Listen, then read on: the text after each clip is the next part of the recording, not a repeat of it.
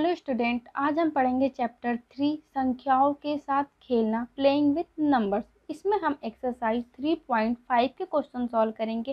Question number 3 to 8 solve करेंगे। Part 12 में हमने 1 और 2 क्वेश्चन सॉल्व किए हैं। क्वेश्चन 3 देखेंगे, एक भाज्य संख्या के अभाज्य गुणनखंड में किन गुणनखंडों को सम्मिलित नहीं किया जाता है। इसमें क्या बोल रहा है, एक भाज्य संख्या है, मान लेते कोई भाज्य संख्या 6 है, उसके अभाज्य गुणनखंडों में किन गुणनखंडों को सम्मिलित नहीं किया जाता। तो पहले हम इसका गुणनखंड निकालेंगे। तो 6 का गुणनखंड क्या हो जाएगा, 1, 2, 3 और 6। इसमें एक क्या होता है, एक तो ना भाज्य संख्या होती है और ना ही अभाज्य संख्या होती है।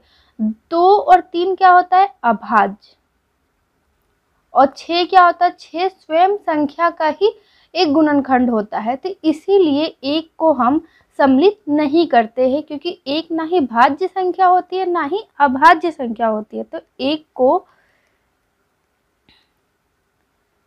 सम्मिलित नहीं किया जाता है।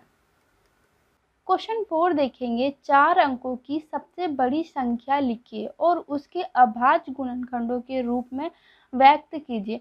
हमें यहाँ बोल रहा है 4 अंकों की सबसे बड़ी संख्या लिखना है। तो 4 अंकों की सबसे बड़ी संख्या क्या होती है, 4 टाइम 9 आ जाएगा, ये सबसे बड़ी संख्या है।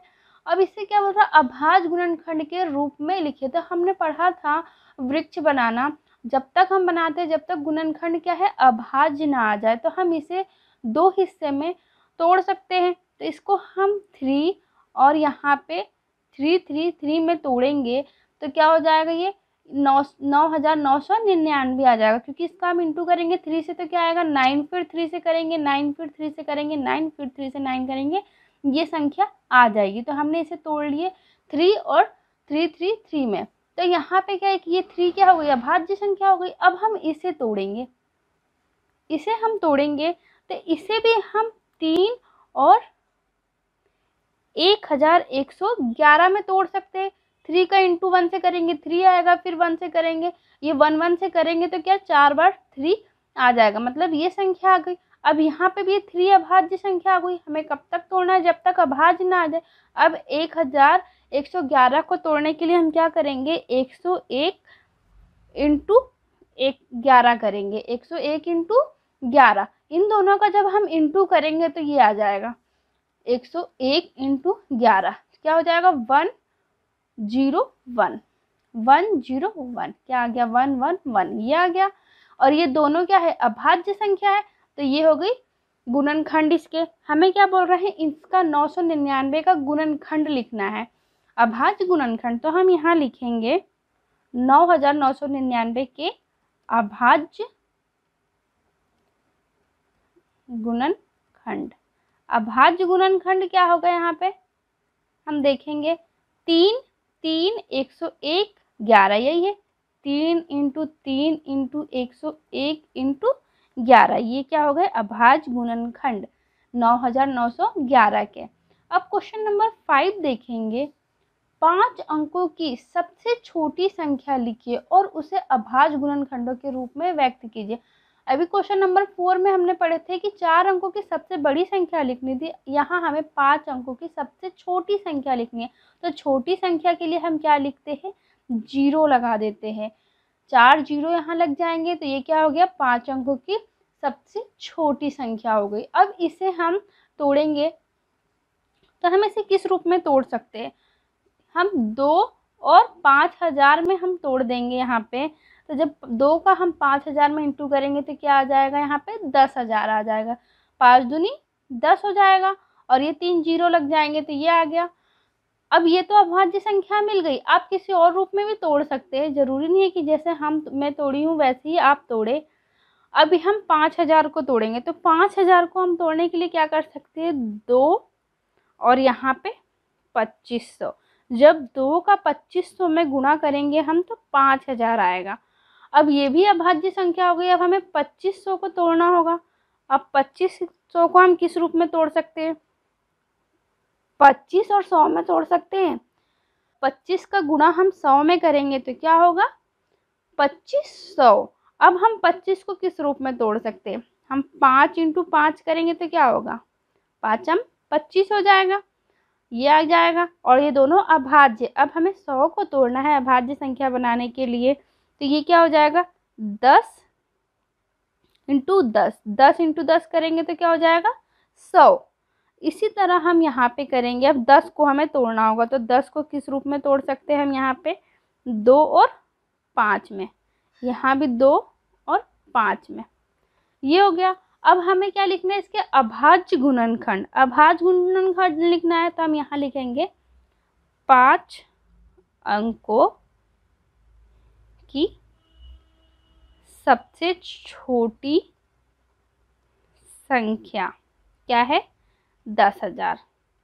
ये 5 अंकों की सबसे छोटी संख्या है, तो 10,000 के हम क्या लिखेंगे अभाज्य गुणनखंड के अभाज्य गुणनखंड।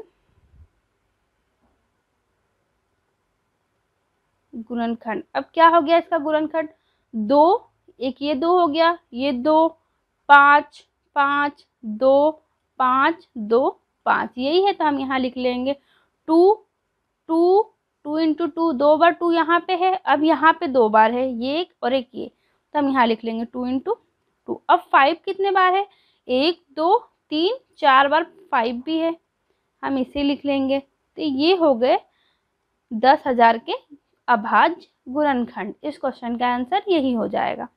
अब क्वेश्चन नंबर 6 देखेंगे। क्वेश्चन नंबर 6 में क्या है 1729 के सभी अभाज्य गुणनखंड ज्ञात कीजिए और उन्हें आरोही क्रम में व्यवस्थित कीजिए। अब 2 क्रमागत अभाज्य गुणनखंडों में यदि कोई संबंध है तो लिखिए। तो इसका हम क्या निकालेंगे 1729 का हमें गुणनखंड निकालना होगा।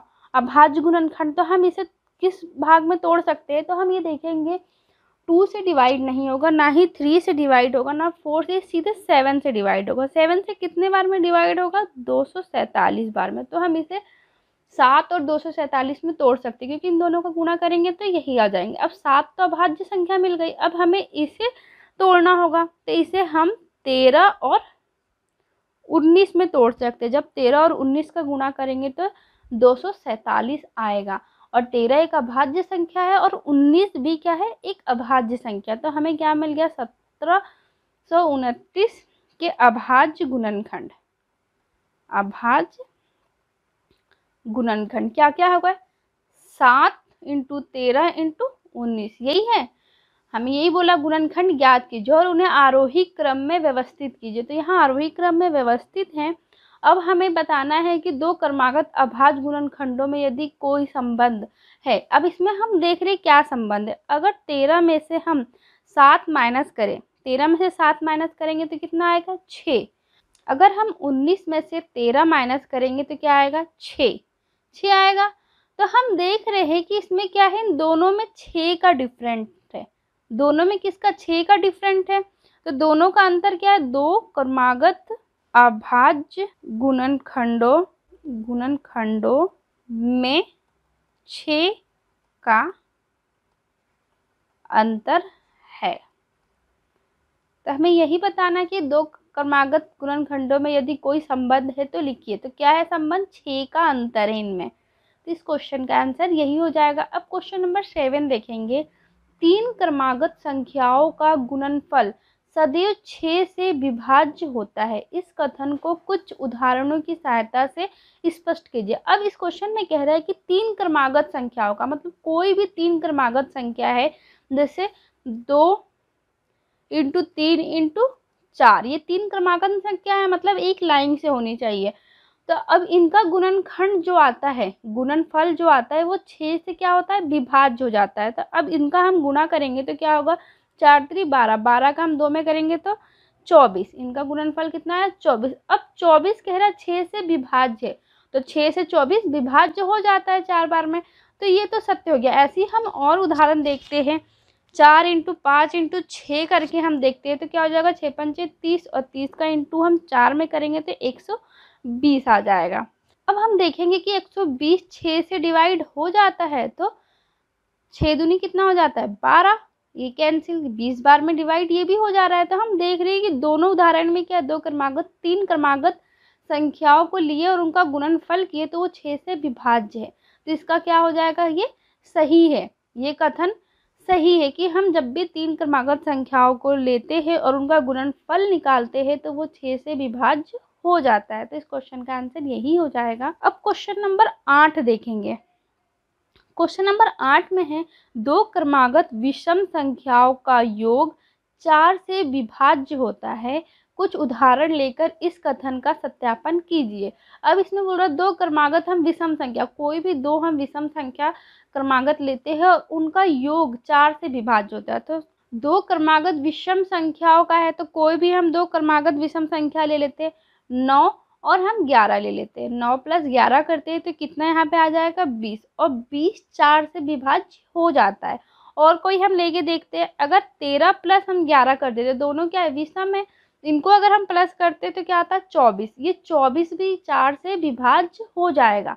तो हम यहाँ पे क्या लिखेंगे, 2 क्रमागत विषम संख्याओं का योग 4 से विभाज्य होता है। इस क्वेश्चन का आंसर यही हो जाएगा।